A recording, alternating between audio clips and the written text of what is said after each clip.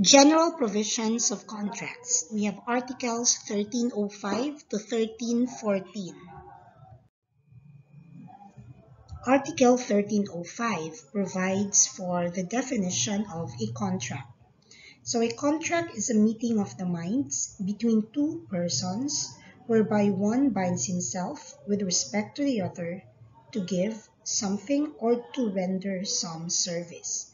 So again, this provision lays emphasis on the meeting of minds between two persons. When you say meeting of minds, there is an agreement between these two persons. They agree upon a subject, upon a cost or consideration. They agree upon the essential elements of the contract, upon the terms and conditions of the contract. So as we go along, we will discuss the basic or the essential elements of a contract. No? We have the consent, we have the object, and we have the cost or consideration. So again, in the contract class, the parties to a contract, now these two persons, they are bound, okay, by the terms and the conditions, no, by their agreements. So, and what is the purpose? Again, it could be to give something, to deliver a thing, or to render a service, or to refrain from doing something. So, familiar ba? Because if you go back to Article 1156, the definition of an obligation, it is a juridical necessity to do, to give, to do, or not to do. So, to give something, to render a service, or to refrain from doing a service. And also, please remember that a contract is one of the sources of an obligation. So again, when you say contract, kontrata, na agreement, there's meeting of minds between two persons, nagkasinabot sila. That is what we call contract. One of the basic principles of contracts that you need to remember is this article, Article 1306, the freedom to stipulate, meaning the parties have the freedom to stipulate, to agree upon something. Okay, so Article 1306 provides that the contracting parties may establish such stipulations, clauses, terms, and conditions as they may deem convenient, provided, okay, remember this, provided these stipulations, clauses, terms, and conditions are not contrary to law, morals, good customs, public order, or public policy. Again, the parties have the freedom to stipulate, class. When you say to stipulate, nga magkasinabot. So, depende kung unsa ilang stipulate, kung silang mga agreements. Pwede, bisag unsa. Basta, these stipulations, these terms and conditions are not contrary to law, morals, good customs, public order, or public policy. For example, they're going to agree si A and B na mubaligya si A kay B ng shabu. So, shabu, as the object of their contract of sale, is contrary to law. So, dili pwede. Even though the parties have the freedom to stipulate anything, but since shabu as an object is contrary to law, because it is a prohibited drug, so that is not allowed. So the contract in that case is void.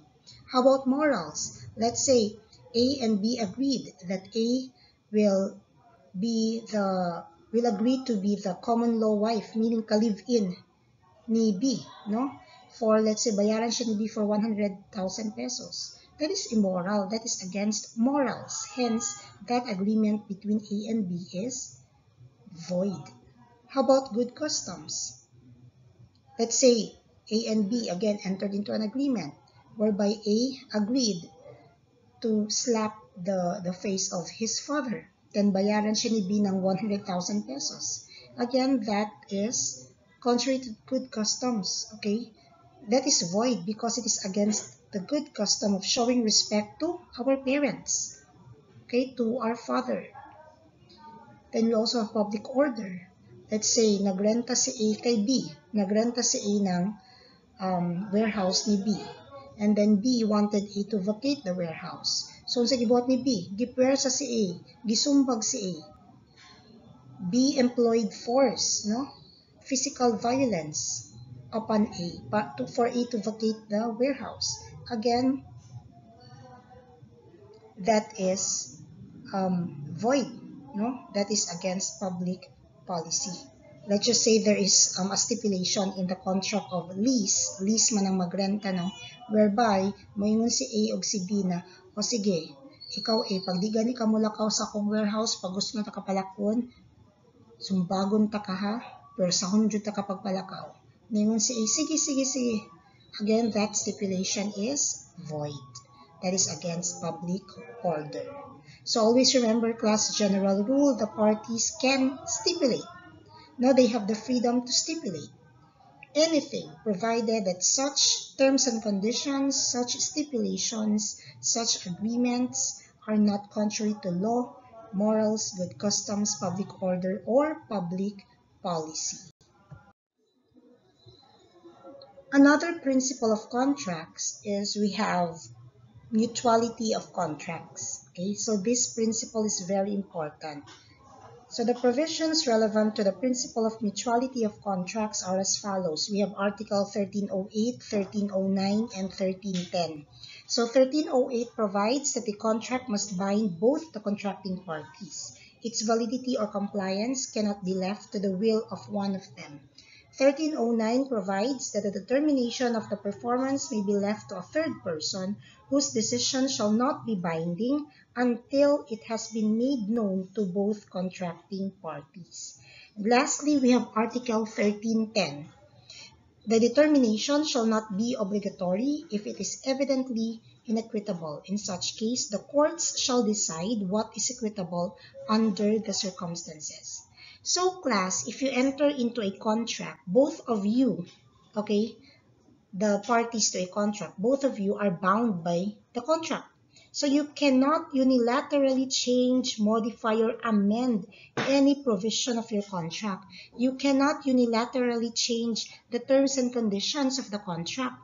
Dapat kung i-change na nimo with the consent, with the approval, with the knowledge of the other contracting party. Kasi that is the principle of mutuality of contracts. So you cannot unilaterally pre-terminate your contract. You cannot decide alone whether or not this contract is valid. Okay, kailangan kung mag-decide ka, it is with the knowledge, with the consent of the other contracting party. So again, that is the principle of mutuality. For example, in a lease contract, there's a stipulation that the lease contract is for a 5-year period subject to an option to renew. So ang question, kung di siya klaro, kinsa man ang may option to renew? Is it the lessor, katong nagparenta, or the lessee, ang nagrenta? So again, under the principle of mutuality of contracts, both parties must agree kung kinsa ang naay right to renew, naay option to renew. So one party cannot just decide na that contract is already renewed. Dapat kamo duha mag-decide. I-renew ba nato ni every after 5 years? Kinsang may option to renew? Is it the lessor or is it the lessee? Okay, so again, the parties are bound by their contract. That is the principle of mutuality of contracts. Another basic principle of contracts is provided under Article 1311. So this pertains to the relativity of contracts. Okay, so we have two paragraphs here under Article 1311. So first one is the general rule, and the second paragraph pertains to the exception to the general rule. Okay, the second paragraph pertains to stipulation per autrui. So 1311 says, contracts take effect only between the parties, their assigns and heirs, except in case where the rights and obligations arising from the contract are not transmissible by their nature, or by stipulation, or by provision of law. The heir is not liable beyond the value of the property he received from the decedent. Okay, so that's the general rule. So the general rule under the relativity of contracts principle is this: contracts take effect only between the parties, their assigns, and their heirs. Meaning, third persons who are not a party to the contract are not bound by the contract. Only those who are parties to a contract are bound by the contract. So, meaning the contracts take effect only between the parties, including their assigns and their heirs, meaning their successors, no? So that's a general rule. Okay, so only the parties to the contract can enforce the contract. They can enforce the rights or obligations under the contract, including their heirs, including their assigns. But there are exceptions, of course, to this general rule. Number one, like I've said, is the second paragraph of Article 1311, which pertains to the stipulation per authory principle. Okay. Second, we have Article 1312. Third, Article 1313.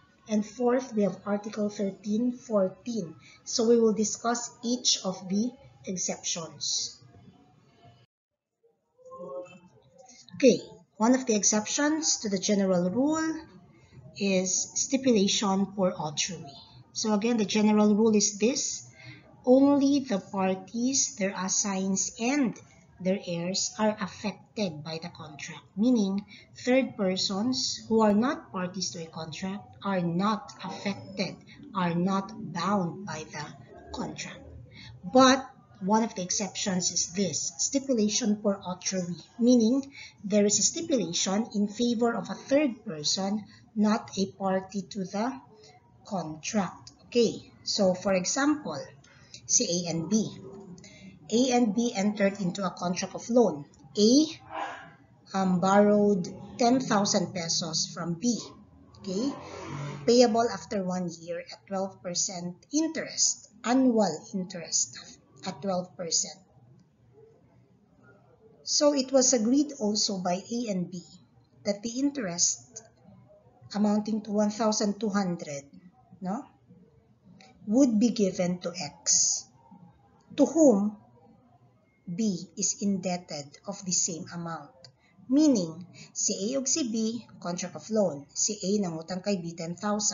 May interest 12% annually. Payable, of course, for 1 year. However, A and B stipulated that instead of giving to B the interest, no, A will just give the interest to X. Kay si B utangan pud kay X. So mahitabo ang ihatag nga interest kay X mao na tong pambayad ni B kay X of the same amount of the interest, which is 1,200. So X here is the third person. Okay? A and B are the parties to a contract of loan. So there was a stipulation in favor of X. Kay dito man sa iya ihatag ang 1,200 nga interest pambayad sa iya, bale ni B. So the stipulation here is made in favor of X, in favor of a third person, not a party to the contract. So that is stipulation per authory. And also in this case, X, the third person, must communicate his acceptance to the debtor, to A, before the revocation of the stipulation by the parties. So that class, once accepted by the third person, katong stipulation in favor of the third person, the stipulation will take effect. Kung walay acceptance from the third person, walay bisa ang stipulation. Na ihatag sa iyaha ang interest worth 1,200 pesos.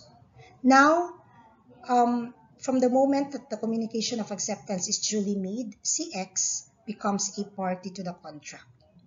Okay? So, ang promisee dire, who is B, containing a stipulation per authory, is entitled to bring an action for the enforcement of the stipulation. So, maunang example sa stipulation per authory. So, there is a stipulation in favor of a third person, not a party to the contract. But from the moment that the communication of acceptance is duly made by the third person, then the third person now becomes a party to the original contract between the debtor and the creditor. So in our example, between A and B. Another exception is Article 1312, contracts creating real rights. So in contracts creating real rights, third persons who come into possession of the object of the contract are bound thereby, subject to the provisions of the mortgage law and the land registration laws. For example, A borrowed money from B, 10 million. And then, A mortgaged his land in favor of B as a security for his utang, for his debt of 10 million. Gimortgage ang land as collateral, no? As security sa iyahang utang kay B. Now, the mortgage is duly registered in the Registry of Property. And also, pasabot anak pod class, ang katong titulo sa lupa, no? It was being annotated on the title that such lot or that parcel of land has been mortgaged to B. So, mo nang mahitabo, no? However, class, later on, wala pa natapos pagbayad si A kay B ng 10 million. So, naka-mortgage gihapon ang land ni A kay B.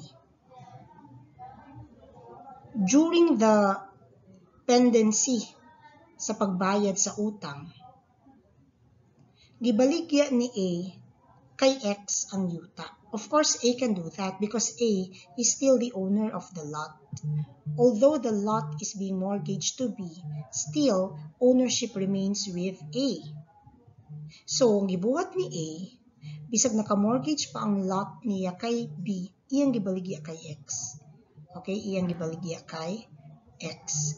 And then, since the title of ang titulo, okay, ang title ng lot, nabutangan dito ng annotation na ang lot naka-mortgage kay B. Si X, katong gibaligyan ni A sa lupa, X is bound by that mortgage contract. So, X has to observe the mortgage contract. Nganong bound man siya because of such annotation on the title. Kay class, kung wala gi-annotate ang title nga gi-mortgage dahil siya kay B, si X, assuming he is a purchaser for value, an innocent purchaser for value, meaning in good faith siya, pag iya to palito ng yuta coming from A, siya nang tag-iya no, then no annotation on the title, meaning clean ang titulo. Si X is no longer bound by the mortgage contract. Wala na siya pakialam sa mortgage contract, kaya wala may annotation. So here in Article 1312, nganong exception to the general rule that only parties to a contract are bound by the contract because the third person here, si X, is bound by the mortgage contract because of such annotation sa titulo ng lupa, na ang lupa naka-mortgage kay B. Kay si A, utangan kay B, so ang lupa gihimo nga collateral or security for the debt of A. So, maunang pasabot sa Article 1312. So, since X is bound by the mortgage contract between A and B, in case A defaults in his payment to B, B can still foreclose on the mortgage. So, kung ingon tag-foreclose, pwede gihapon makuha ang property, nagi-collateral, bisag pa, nabaligya na kay X because X is still bound by the mortgage contract. So, makuha to, ibaligya to, para ang proceeds sa sale ng mortgage property will be used to satisfy the debt of A to B. So, mauna siya ang pasabot sa contracts creating real rights with third persons coming into possession of the object of the contract. No? So, again, that is subject to the land registration law and mortgage law. Article 1313 is another qualification to the rule that contracts take effect only between the parties. So here, the creditor is given the right to impugn the contracts of his debtor to defraud him. So again, the creditors are protected in cases of contracts intended to defraud them. For example, A and B. Si A, nangutang kay B 10 million. Si A is the debtor, B is the creditor. Now, A failed to pay, so nagkinasuhay. Let's just say nagkinasuhay. So, B filed a case against A for the collection of sum of money para singlon siya sa iyang utang. It's a civil case. And then, si A kay kabaluman siya, nga pag di gyapon siya kabayad, ang iyang properties will be attached or levied. Pasabot class, ang himuon sa korte ana, pag dili makabayad si creditor, si debtor, pag walay cash, kato mga properties under the name of the debtor, kuhaon to sa court, tas ibaligya to. Once mabaligya, ang proceeds of the sale will be used to satisfy the debt of the debtor. Mao gyapon ang mahitabo.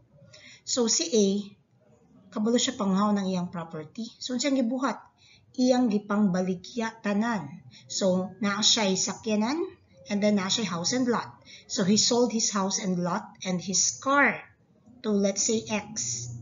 Okay? Para naisip niya, walay makuha ni piso, ni kusing si B sa akuha. Kaya wadyo ko'y plano mo bayad kay B. Then taguon ako ning halin, no? Ang halin sa pagbaligya. Tas ingon ako, wadyo ko'y kwarta. Wa man sila mabuhat. Okay, that's according to A.